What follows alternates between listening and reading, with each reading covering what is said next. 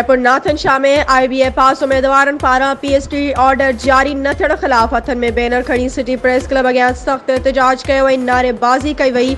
एहतजाज जी अॻवानी कंदड़ आफ्ताब अली चांडियो, इरफान लाखेर, ख़ालिद हुसैन चांडियो, सुल्तान अहमद गाॾई, शफ़ीक अहमद गाॾई, मोर कमरानी ऐं ॿियनि सहाफ़िन अॻियां दाहींदे चयो त 6 महीना गुज़रण जे बावजूद बि असांखे ऑर्डर जारी न कया विया आहिनि।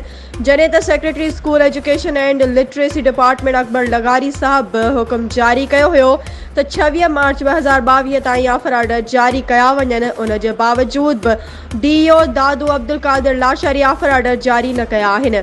हुननि जो वधीक चवणु हो त सिंध जे तक़रीबन सभिनी ज़िलनि में ॿियनि उम्मीदवारनि खे ज्वाइनिंग पिणु मिली चुकी आहे, पर खैरपुर नाथन शाह जो उम्मीदवारनि खे हिन वक़्त ताईं ऑर्डर न मिलियो आहे। हुननि आला इख़्तियारनि खां मुतालबो कयो त DO दादू जे सुस्त रफ़्तारी वारे अमल जो नोटिस वठे।